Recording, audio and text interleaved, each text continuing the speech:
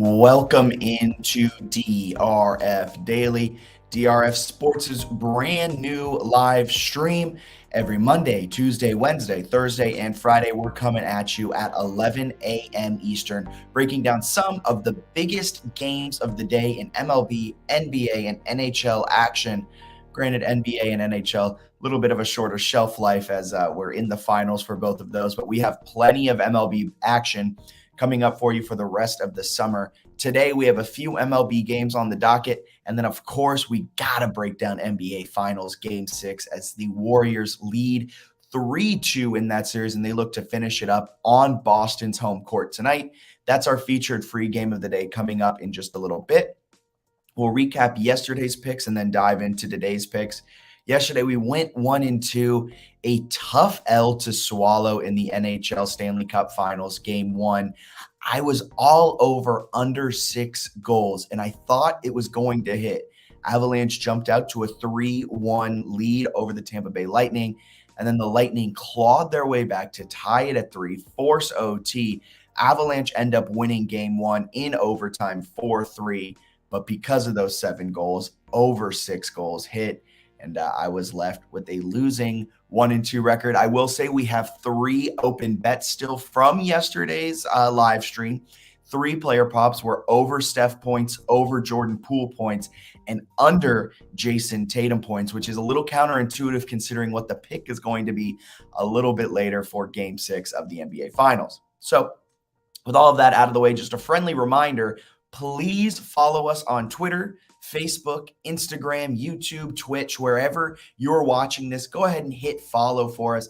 You can find us on Twitter at DRF_sports. And on Instagram, we're at DRF Sports, no underscore. And then just search DRF Sports on Facebook or YouTube, and Twitch, and we should pop up. And while you're on YouTube, go ahead and like and subscribe. Get notified for all of our happenings, all of our latest expert insights and data, analytics, trends, everything like that. And you can follow along with all of our data and info over on drf.com as you see it ticking along the bottom, drf.com/sports. We have a brand new feature. We're really excited to launch it today on our website, our free game of the day. We've been making games free every day for the last few months, but now we have a specialized page that breaks it down breaks it down more in depth. It shows you all the videos that pertain to that, all the articles that we've written, all of the podcasts, everything like that. So go ahead and check that out. Just click on the Game of the Day tab on drf.com/sports. Overall, we're 8-4. We're looking to add to that today as we break down some more MLB action. First up on the docket, Phillies going to the Nationals. They're playing at Nats Park. Nats plus 160. The total is set at 9.5. 7:05 first pitch. We're going to see Zach Wheeler going up against Washington's Patrick Corbin. Phillies come in 2-2 over their last 4. This is the first game of this series. And Washington, they come in on a 4-game losing streak. They just got swept by the defending World Series champions, the Atlanta Braves. Washington, they're at home, and they're 25-20 against the Phillies at home over the last 3 seasons. And that's kind of important because over the last 3 seasons, the Nationals have kind of been bad ever since winning the World Series. However, the Phillies haven't been great either.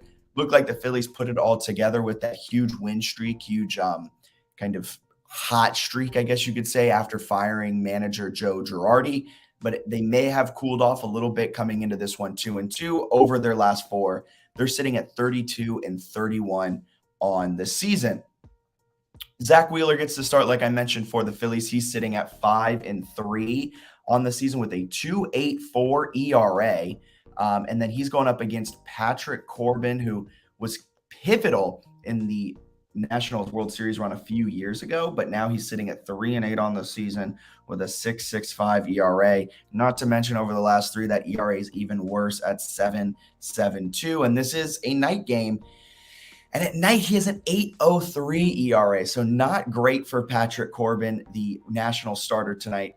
And also on top of that, Nationals have struggled this season against good defensive catchers. They can't manufacture runs. You can't steal. If you can't steal on the catcher, the Nationals just struggle to win. They struggle to score. And we'll keep this one quick. The Phillies are the far better team, currently minus 170 to win, and that is a certified gold star pick. Our power line likes the Phillies at minus all the way up to 291. So a lot of value you're getting on the Phillies at minus 170. Total set at 9.5. I'd lean the under there. I just don't see the Nationals run support just really isn't there. The Nationals average just 4.1 runs a game. They allow 5.7 runs per game. But I just don't see the Nationals holding up their end of the bargain to push the over 9.5. So the big time bet is Phillies minus 170 tonight against the Nationals in Nats Park. Get this series started with a win. Zach Wheeler taking on Patrick Corbin again.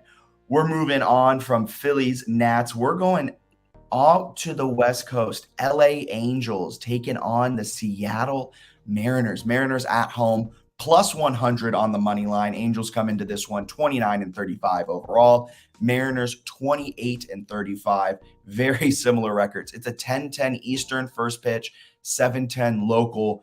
It's the first game of a 5-game set. Angels come into this one after losing both to the Dodgers, and they lost 2 of 3 against the Mets in the series before that, and they're sitting at 1-4 over their last 5. So sputtering still are the Angels. Shohei Ohtani gets the start for Los Angeles tonight. Seattle 2-4 over their last 6. They're also sputtering coming into this one. George Kirby gets the start for the Mariners. Ohtani 4-4 on the season with a 3.64 ERA. Last 2, though, he struggled 1-2 with a 5.62 ERA.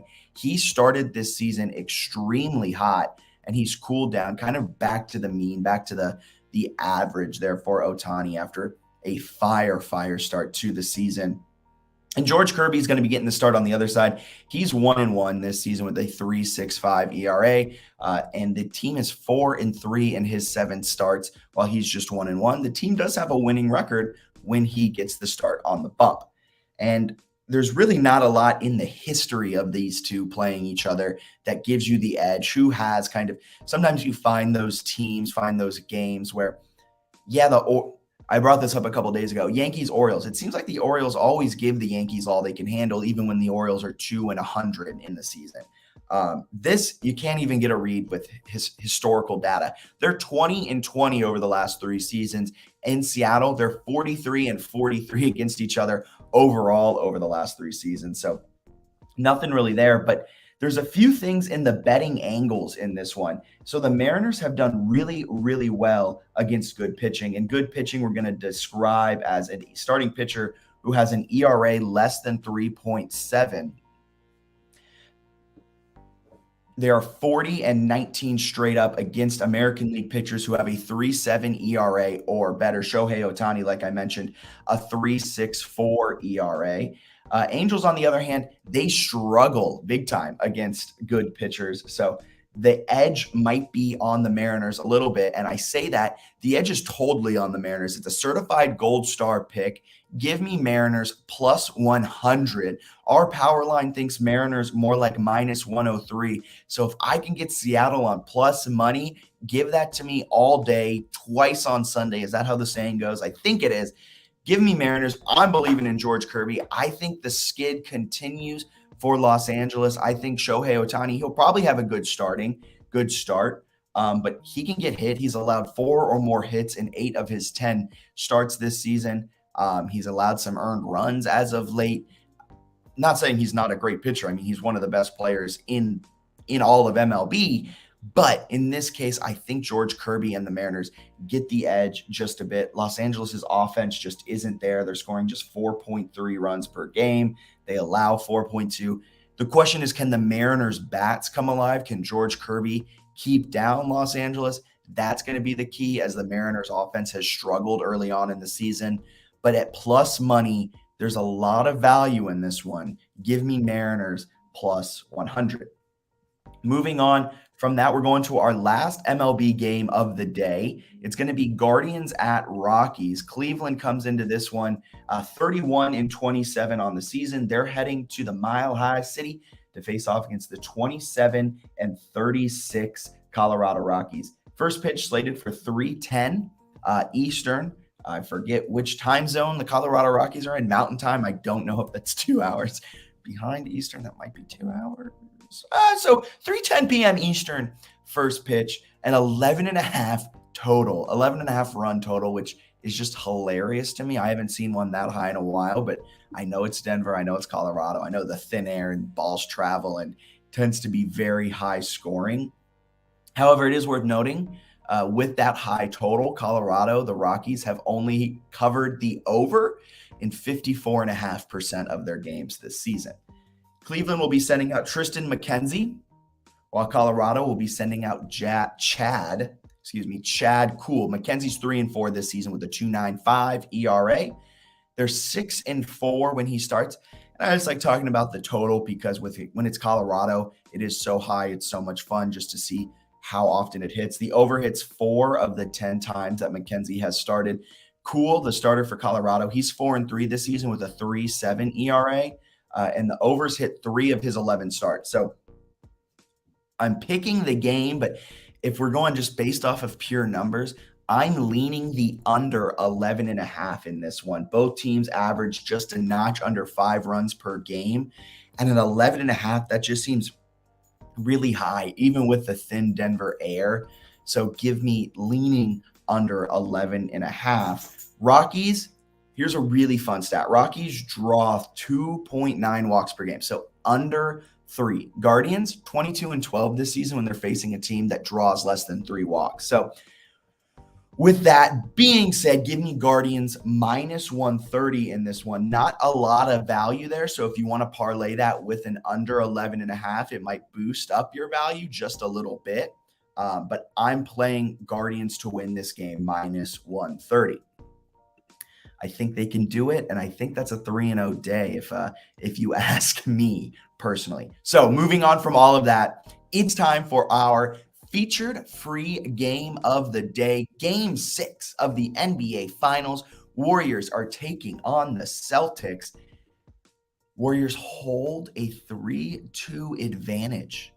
They've won back-to-back games. First time the Celtics have lost back-to-back games, I believe, since March. And it was for sure the first time that that's happened all playoffs for the Celtics. And can they bounce it back?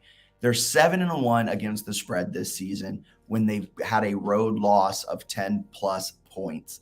And Ime Udoka is 11-1 against the spread after his team scores 95 points or less. So a lot in play here, a lot favoring the Celtics. I will mention yesterday, and you can find this on our YouTube. Just like and subscribe us on YouTube, DRF Sports. Search us there and you'll find us. We broke down 3 player props I really like. It was Steph Curry over points, Jordan Poole over points, and what was the last one? Jason Tatum under points. Broke down all of those. I think those are 3 winners. And you can also go on drf.com/sports and check out the full betting preview written by Nick Fata, one of our writers. He breaks down a lot of our NBA action, and he broke down this game 6 as well. Warriors, though, they're 8-0 this season after covering 3 of their last 4 games. 8-0 against the spread, I should say. This is a tough game to pick, in my opinion. The Celtics have looked lackluster the last 2 games, and that's a big reason why they've lost. Jason Tatum just hasn't lived up to the moment. They've had no third player really step into the role that they need him. It was Al Horford in game 1. They need like a Derek White, a Grant Williams to have a double-digit point performance for them to have a chance to win, because as we've seen, Tatum and Brown just, one, their scoring isn't there. They're just not doing it enough. And they've just looked lackluster. And pair that with the fact that the Warriors won game 5 without Steph hitting a single 3, which is just insane. And he only scored 16.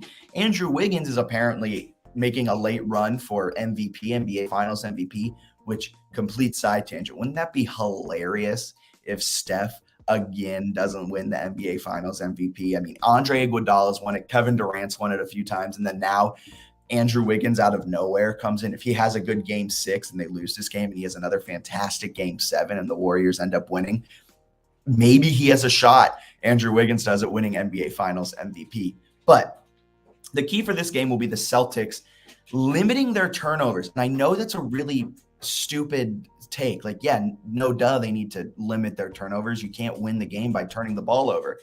But throughout the finals, the Celtics have averaged 15 turnovers per game.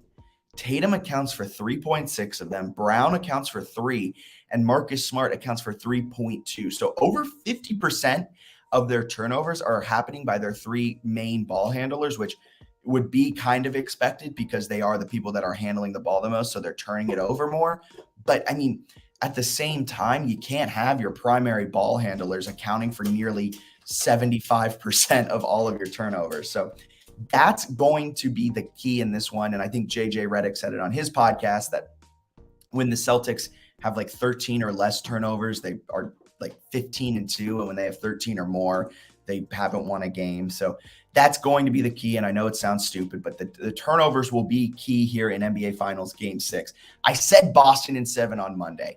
That's looking stupid, if I'm being 100% honest. That's looking like a dumb pick.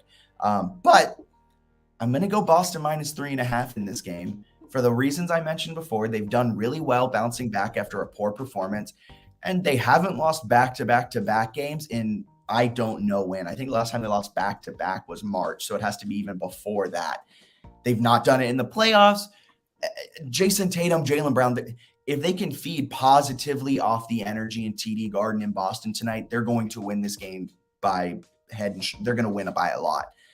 That's going to be the key. Warriors have been here before, though, so Steph Curry's going to come out like a man on fire. It's going to be a great game, in my opinion. I think it's going to be a fantastic game. But I'm going to go Boston minus 3.5. I'm not going to pick who's going to win this series. I said Boston in 7 on Monday. I might be eating my words on that one, but for sure, Boston minus 3.5 tonight. Our simulations like Boston to win this game by 4 points. So will be interesting to see for sure. And keep it locked on DRF_sports on Twitter for all things sports data, all things insights, all things trends, everything like that. Follow us on Twitter, Instagram, YouTube, all the above, all the socials. And you can keep up to date with everything that's happening over at drf.com/sports. Quickly, let's recap some of the best bets for today. We're on Phillies minus 170 at the Nationals, and we're calling that one a certified gold star pick. Mariners plus 100 against the Angels, another certified gold star pick.